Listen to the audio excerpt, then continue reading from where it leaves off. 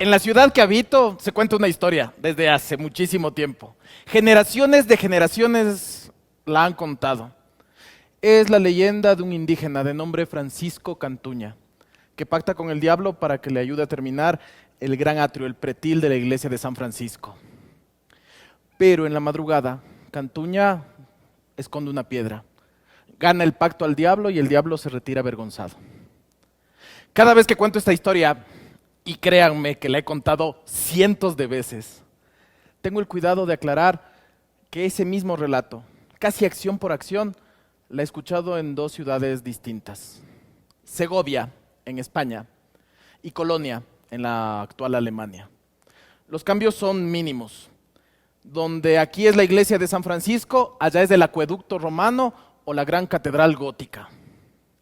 Si aquí es un indígena, allá es un judío. Y yo veo la cara de decepción de la gente. ¿Por qué? ¿Acaso eso hace de menos nuestra historia? ¿O vamos a caer en la tentación fácil de pensar que no hacemos nada original? Y no hay nada más alejado de la realidad que eso.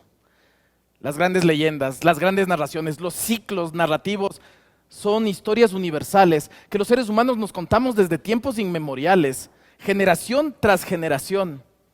Y si son parecidas, porque en todos lados hay diluvios, es porque en esas historias la humanidad cuenta sus miedos, sus temores, sus sueños.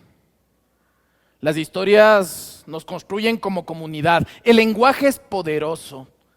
Lo más ingenuo es pensar que el lenguaje es ingenuo, porque el lenguaje construye pensamiento. Mi hija tiene 5 años, está a punto de cumplir 6.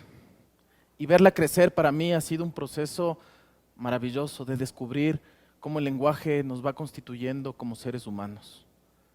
La primera vez que yo la escuché referirse a sí misma como yo, me quedé maravillado. Ese pequeño ser humano, por un momento, desarrolló la capacidad de entenderse como un individuo separado del mundo. Cuando comenzó a conjugar en pasado, otra maravilla, esa personita, mi hija, comenzaba a entenderse como un sujeto histórico. Y cuando comenzó a conjugar en futuro, esa persona ya estaba proyectándose, estaba empezando a soñar. Las historias, como digo, son poderosas. Todo es historia. O todas son historias o narraciones. Un país es una historia. Este país que habito, por ejemplo. Ahora nos llamamos ecuatorianos o ecuatorianas. A veces ese nombre nos llega de maneras impresionantes. Tenemos una relación emocional, a veces muy intensa con esos conceptos. Pero el país que llamamos Ecuador existe apenas 190 años. Antes de eso nos llamábamos gran colombianos. Antes de eso, indianos, españoles de ultramar, neogranadinos, peruanos, chinchaizuyos. O quién sabe cómo nos llamábamos antes, porque el resto de nombres se pierden en la bruma de los tiempos. Hemos cambiado de nombres, hemos cambiado de historias. Cada vez que ha habido una crisis fuerte, necesitamos reescribir la historia.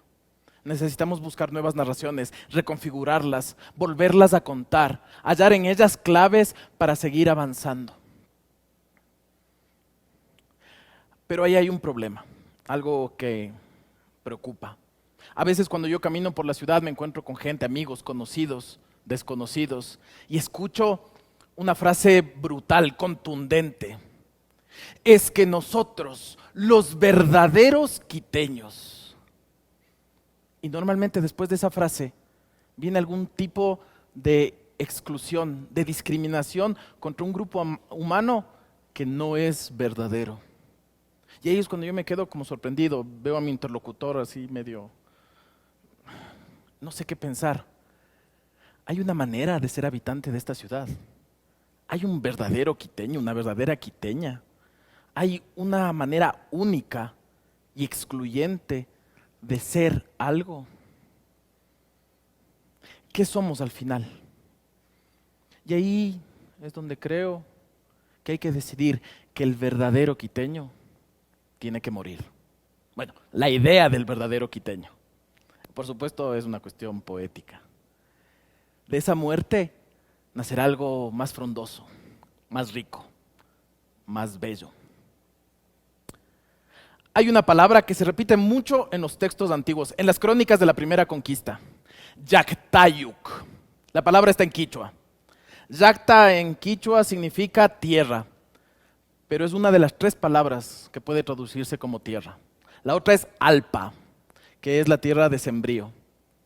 La otra es pacha, que es la tierra sagrada, cósmica. Llacta, en cambio, es tierra, pero relacionada con comunidad, con familia, con quereres, con origen. Y Llactayuc es la persona que pertenece a la Llacta. Normalmente eso estaba relacionado con, o era un nombre que se utilizaba para las familias más antiguas, para aquellas que habitaban este territorio antes que llegasen los europeos o antes que llegasen los incas. Y si bien hay el término ciudadano, a mí me gusta más Llactayuc. Ciudadano, ustedes saben, tiene que ver con Estado, con leyes, con derechos, con obligaciones. Llactayuc para mí tiene la sensibilidad de la pertenencia, de los quereres, de los recuerdos. La Llacta, la tierra a la que pertenecemos, puede parecer inamovible, pero los Llactayucs cambiamos todo el tiempo. Las grandes migraciones, los grandes movimientos humanos han hecho que grupos enteros, comunidades, vengan y se vayan o vengan y se queden. Y han traído nuevas historias y han traído nuevas formas de ver el mundo. Y eso nos ha enriquecido. Porque, claro, el foxtrot, el charleston, el tango, era música con la que enloquecían nuestros bisabuelos. El lenguaje tiene la impronta de esos viajes, de esas visitas, de esas migraciones, porque resuena el habla de los moros de España en palabras como jarana, almohada, aljibe. El muy francés de finales del siglo XIX, chofer. O también usamos con mucho gusto los venezolanísimos chamo, chévere, el super colombiano bacán. Cuando decimos que hacemos algo con ñeque, en nosotros resuena el aymara, porque en La Paz ñeque es una palabra tan importante como aquí. Y obviamente en la actualidad usamos los más modernos y anglos man, porque aquí se dice el man, pero también la man y el bro, que ahora lo oigo todo el tiempo. El pasillo, que es música nacional por excelencia, más ecuatoriana que la ecuatorianidad. El pasillo, todo el mundo lo sabe, es el vals europeo, tropicalizado en lo que ahora es Venezuela, que cruzó lo que ahora es Colombia, llegó a nuestro país, a los Andes, se hizo más lento, se entristeció un poco y se volvió melancólico y bellísimo. Y ahora nada se siente más propio de aquí que eso. Porque el patrimonio se define como aquello que una comunidad traspasa a la siguiente generación. Ahí hay un problema. ¿Quién lo traspasa? ¿Por qué lo traspasa? ¿Bajo qué criterios? ¿Y cómo escogen qué traspasar y qué no? Ahí es donde es importante la idea de cultura. Aquello que hacemos como seres humanos. Aquello que a ratos no parece tan importante, pero lo es mucho. Porque hay 2 maneras de ser parte de un territorio. Esa manera inamovible, quieta, que no quiere cambiar, que excluye aquello que es diferente. Y la otra es el diálogo cultural, maravillarnos con las diferencias de los otros. Aquello que a veces más nos molesta del diferente es posiblemente aquello que es lo que más nos va a enriquecer, porque definitivamente es algo a lo que no estábamos acostumbrados. Porque incluso en los monumentos históricos, la ciudad vieja de Quito no es la misma del siglo XVII, ni la del siglo XVIII, ni la del siglo XIX. No hay una sola ciudad histórica aquí.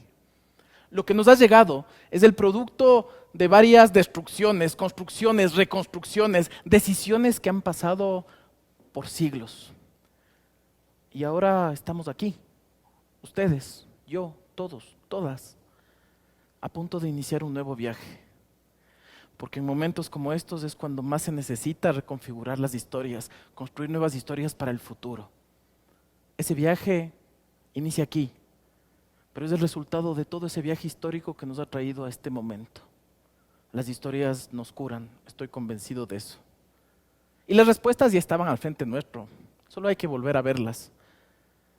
El gran poeta Jorge Carrera Andrade nos decía que teníamos que ser hombres y mujeres planetarios, con los pies bien hundidos en la tierra, pero con la cabeza en las estrellas.